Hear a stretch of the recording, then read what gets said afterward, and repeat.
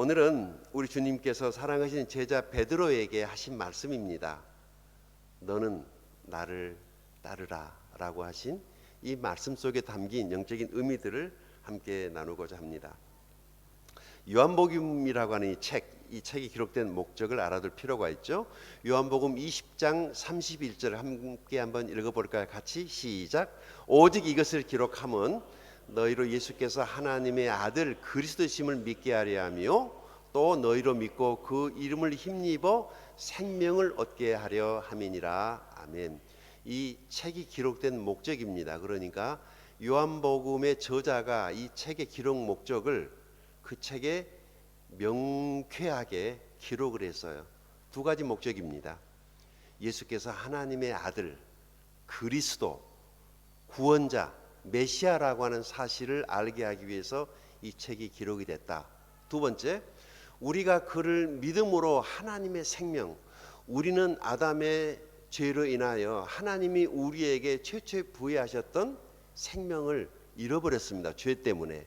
그러니까 늘 하나님의 생명이 없기 때문에 하나님하고의 관계가 끊어져 있기 때문에 인생에서 늘 힘들고 어렵고 고통스러운 삶을 사는데 예수 그리스도를 믿음으로 인하여 우리 안에 하나님의 생명이 우리 안에 성령님으로 하나님의 생명이 우리 안에 오게 된다. 그것을 구원이라고 말하죠. 그렇게 해서 하나님의 자녀가 되는 것을 요한복음이 우리들에게 말해줍니다.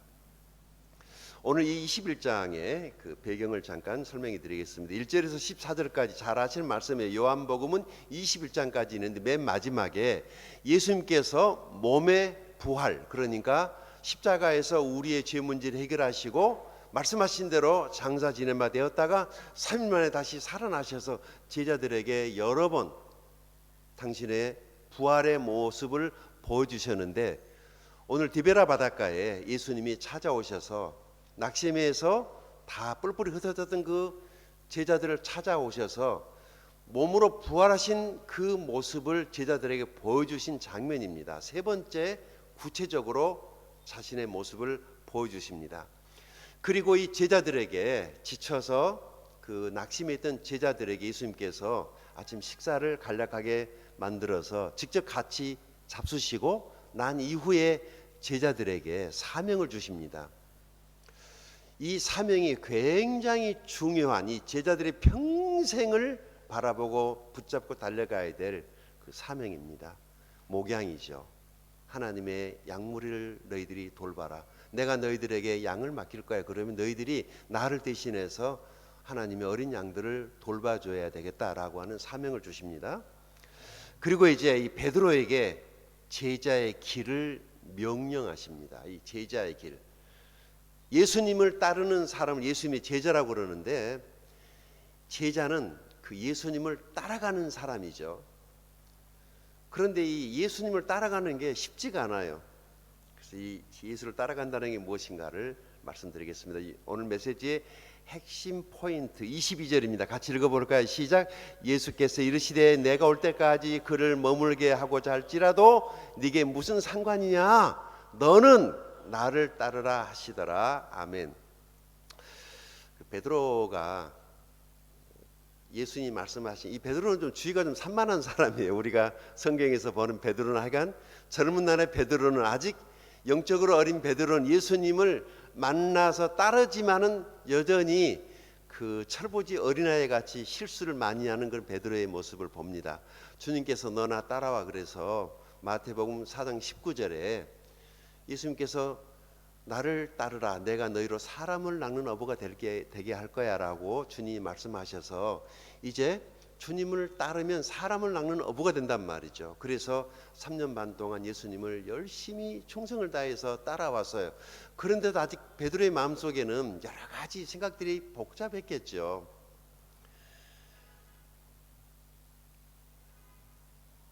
오늘 메시지의 질문은 이것입니다. 당신은 제자입니까? 예수를 믿어 구원받은 하나님의 자녀입니까? 예수를 따르는 제자입니까? 우리는 역사적으로 구약을 살고 있는 게 아니고 우리는 예수 그리스도께서 이 땅에 오신 AD 다시 쓰는 역사 23년째 되는 해에 우리가 지금 새로운 새해를 맞이하고 있습니다. 하나님께서 새로 열어주신 역사, 신약 시대, 새로운 약속 가운데 우리가 살고 있습니다. 그러니까 전혀 다른 시대를 열어주셨는데 아직도 구약적인 개념에 구약의 어떤 율법이라든지 구약 안에 있는 것들이 우리 교회 안에 여전히 남아있어 모세의 율법이 교회 안에서 지금도 왕노릇하고 있는 것 같아서 사도 바울이 썼던 그 편지, 특별히 갈라디아서나 신약 성경에 보면은 그런 일들 때문에 하나님의 교회가 굉장히 상처를 입고 있었던 것을 우리가 보게 됩니다. 정말 예수 믿고 구원받았다면 완전히 새로운 삶을 살아야 합니다. 우리는 더 이상 구약에 매여 있을 필요가 없습니다. 새 술은 새 부대에 담으라고 주님께서 말씀하셨기 때문에 새로운 비전, 새로운 꿈, 새로운 말씀을 약속을 붙잡고 다시 오실 그리스도를 바라보는 믿음으로 우리가 하루하루를 살아야 될 줄로 믿습니다. 저는 한국에 있을 때 큐티 강사를 했고 또 극동방송에서 오랫동안 방송 설교를 했기 때문에 많은 분들에게 성경을 가르치는 성경 교사로서의 역할을 참 많이 했습니다. 그러면서 물론 저도 많이 성경에 대해서 또 배우고 하는 거죠. 성경은 약속입니다. 약속. 그래서 구약 성경은 지나간 옛 약속, 신약 성경은 새로 예수 그리스도를 믿은 하나님 백성들하고의 하나님이 새로 맺은 약속입니다. 그래서 구약의 예언이 예수 그리스도를 통해서 완성이 됐고 신약 성경은 이제 다시 오실 그리스도를 바라보는 교회가 가지고 있는 그 약속입니다. 이 큰 기둥을 보고 여러분들이 성경을 읽어가시게 되면은 성경 안에 영적 진리들이 쉽게 다가오게 될 것입니다. 이 팔로우라고 하는 거, 여러분의 지금 뭐 SNS를 하고 있으니까 저도 페이스북을 열어놓고 있습니다. 베트남에 지금 온 지 7년 됐는데 한국의 친구들보다 베트남 사람들이 더 많습니다. 3,000명이 벌써 넘어가더라고요.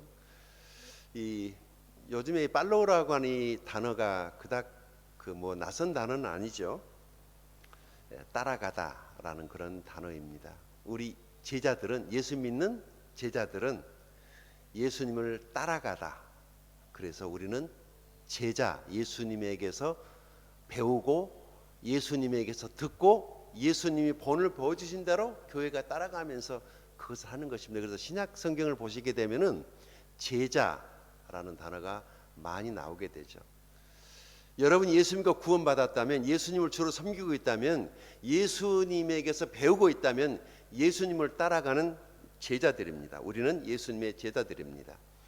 자, 오늘 예수 제자의 길에 대해서 세 가지를 간략하게 말씀드리겠습니다. 첫 번째, 십자가 순교를 위한 삶이다라고 하는 것을 요한복음 21장 19절이 말씀합니다. 같이 읽어볼까요? 시작. 예수께서 이렇게 말씀하신 것은 베드로가 어떤 죽음으로 하나님께 영광을 돌릴 것인가를 암시하신 것이다. 예수께서 이 말씀을 하시고 나서 베드로에게 나를 따르라 하고 말씀하셨다. 자, 베드로가 어떻게 죽을 것인가를 주님께서 미리 말씀해 주셨어요. 여러분, 베드로가 어떻게 죽었죠? 아시나요?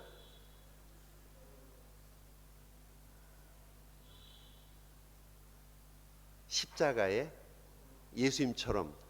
그런데 이 거꾸로라고 하는 이 단어 때문에 이 베드로를 거꾸로, 그럼 십자가에 못 박아 가지고 거꾸로, 이게 좀 잘 이해가 좀 잘 안 되죠. 역사가들이 전해준 바에 의하면은 베드로를 이제 십자가형으로 그렇게 죽일 때 베드로가 그렇게 말을 했다고 그래요. 나는 부끄러운 사람이야. 나를 내 주님처럼 똑같이 같은 모습으로 십자가에 못 박지 말라. 만약에 나를 십자가에 못 박아 죽이려거든 뒤집어서 나를 십자가에 못 박으라고. 그래서 베드로를 뒤집어서 십자가에 엎어놓고 못을 박아서 달아맸다고 그렇게 말을 합니다. 철로 역정이라고 하는 책을 아마 우리 그리스도인들이 많이 읽었을 텐데 그 책을 보면은 구원받았지만 그 천국에 이르기까지 그 천성을 향해 가는 그 순례자의 삶에 대해서 말해주고 있는 그 책. 베드로가 주님을 따르는 제자로서 수제자였지만은 누구보다도 주님이 베드로를 잘 아시는 거예요. 베드로의 연약함, 그의 성격의 다급함. 베드로는 생각하는 것보다 먼저 달려가면서 생각하는 사람이죠. 그러니까 실수도 많이 했어요. 그런데 나중에요, 여러분들이 시간 날 때 베드로 전후서를 읽어보시게 되면 베드로가 정말 훌륭한 사도로서의 평생의 삶을 영광스럽게 살고 마지막 순교를 합니다. 예수 제자의 삶은 십자가에서 순교하는 삶이에요. 더 잘되고 잘나고 남 위에 군림하고 축복이라는 이름 아래 다른 사람보다 더 많이 가지기 위해서 예수 믿는 게 아니고, 그러면은 신앙에 실패합니다. 예수를 더 잘 믿기 위해서 우리는 우리 가진 것을 기꺼이 버릴 수 있을 때 예수님의 제자가 되는 것이죠.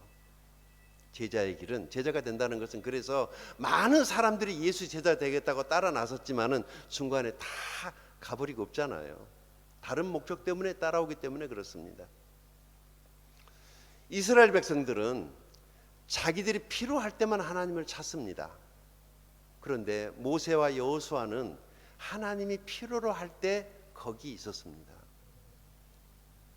우리 필요 때문에 하나님을 믿으면 하나님을 잘못 믿는 겁니다. 하나님이 필요로 할 때 저와 여러분이 반응할 수 있는 그런 2023년 한 해가 될 수 있게 되기를 축복합니다. 두 번째 예수 제자의 길이라고 하는 것은 사명을 위해서 사는 것인데요.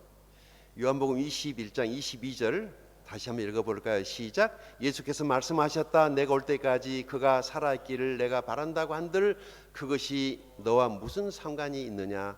너는 나를 따라라.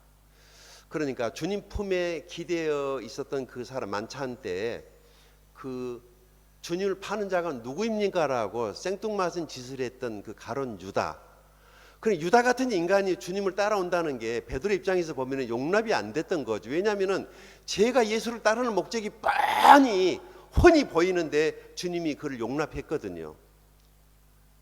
그래서 베드로는 적어도 자기의 어떤 의죠. 그러니까 나 정도는 돼야지, 주님을 위해서 목숨을 내 던질 정도는 돼야지 예수님의 제자지, 저런 인간이 어떻게 자기의 속마음을 숨기고 따라오고 있는데 저런 제자도 제자입니까? 라고 주님께 그렇게 반문했을 때 주님께서 야, 신경 쓰지 마.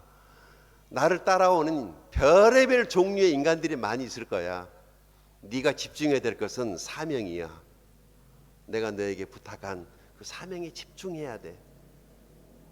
예수를 따라간다는 것은 예수님이 우리에게 주신 그 사명에 집중하는 겁니다. 그게 제자의 삶입니다. 그게 뭐죠?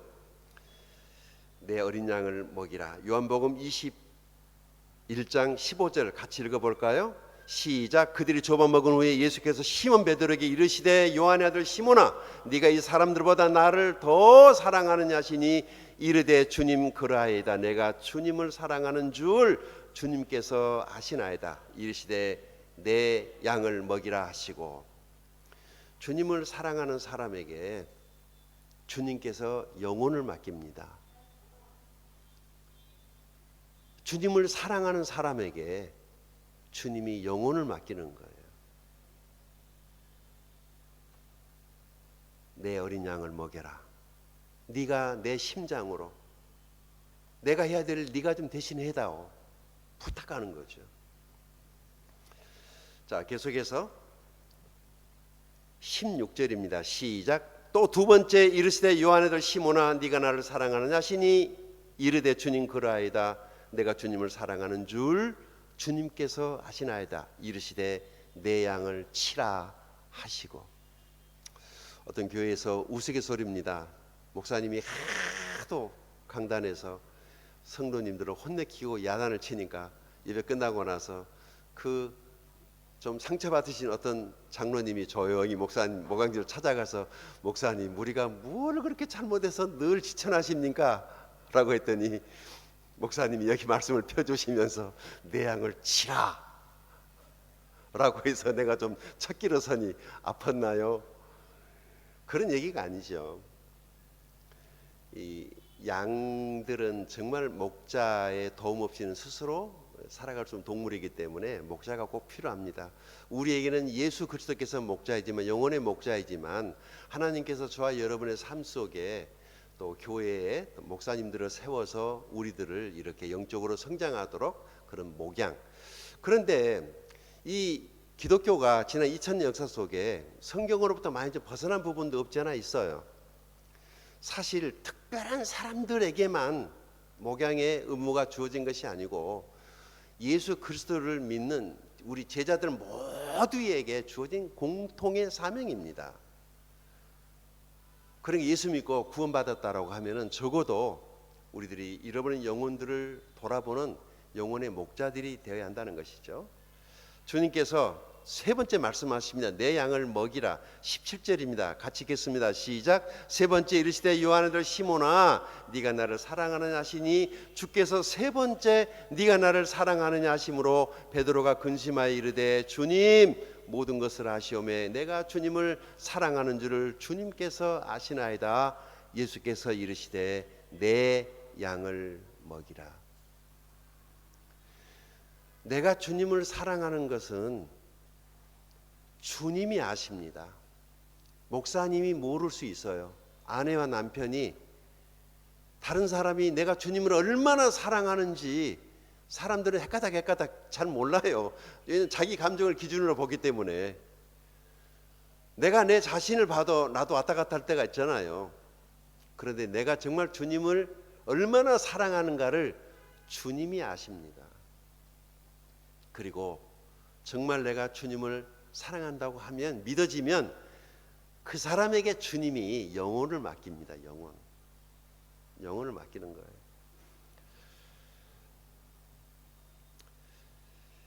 자, 이 목자의 삶에 대한 이야기입니다. 베드로가 이제 목자로서의 삶을 살고, 베드로전서 5장에 우리 같이 한번 읽어볼까요? 시작. 나는 여러분 가운데 장로로 있는 이들에게 같은 장로로서 또한 그리스도의 고난의 증인이요 앞으로 나타날 영광을 함께 누릴 사람으로서 권면합니다. 여러분 가운데 있는 하나님의 양떼를 먹이십시오. 억지로 할 것이 아니라 하나님의 뜻을 따라 자진하여 하고 더러운 이익을 탐하여 할 것이 아니라 기쁜 마음으로 하십시오. 여러분은 여러분이 맡은 사람들을 지배하려고 하지 말고 양떼의 모범이 되십시오. 그러면 목자당이 나타나실 때 변하지 않는 영광의 면류관을 얻을 것입니다. 아멘. 주님께서 맡긴 양떼들을 평생을, 베드로는 로마에서 순교할 때까지 그곳에서 주님의 양떼를 돌보고 장엄한 순교의 삶을 마쳤습니다. 제자가 가야 할 길을 우리들에게 보여준 것이죠. 예수님의 제자가 된다는 것은 가장 베드로가 어떻게 삶을 살았는가를 보면서 그렇게 본을 보여준 대로 우리가 따라가면서 그런 삶을 살면 틀림없이 주님 앞에 나중에 칭찬과 영광이 있을 것입니다. 특별히 여기 2절에 여러분 가운데 있는 하나님의 양떼를 먹이라. 억지로 하지 말라. 하나님의 뜻을 따라 자진하여 해라. 하나님의 일은, 영혼을 돌보는 일은 다른 목적과 의도로 해서는 안 된다는 거죠. 더러운 이익을 탐하여 할 것이 아니라, 그러니까 목회나 영혼을 돌보거나 사역이 밥벌이 목적이나 자기의 명예나 부를 축적하기 위한 또 하나의 수단으로서의, 목회는 직업이 될 수가 없죠.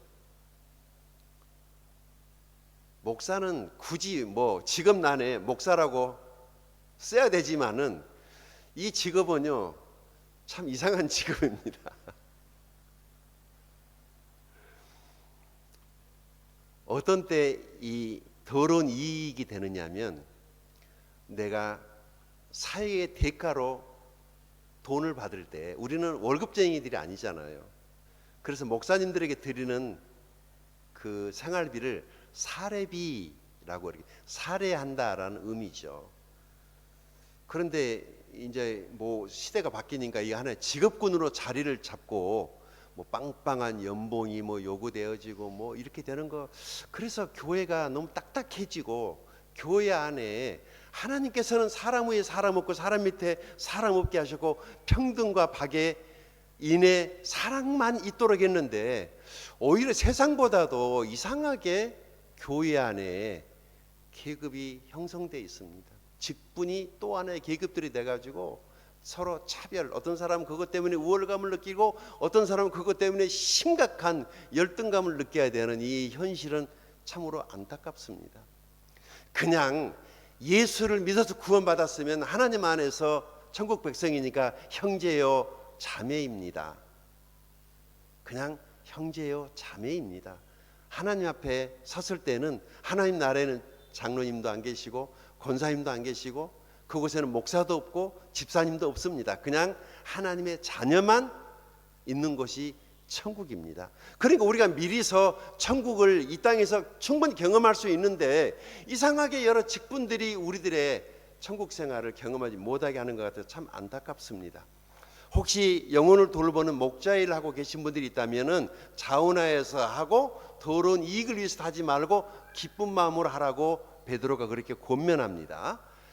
특별히 3절, 여러분은 여러분이 맡은 사람들을 지배하려고 하지 말고 양떼의 모범이 되십시오.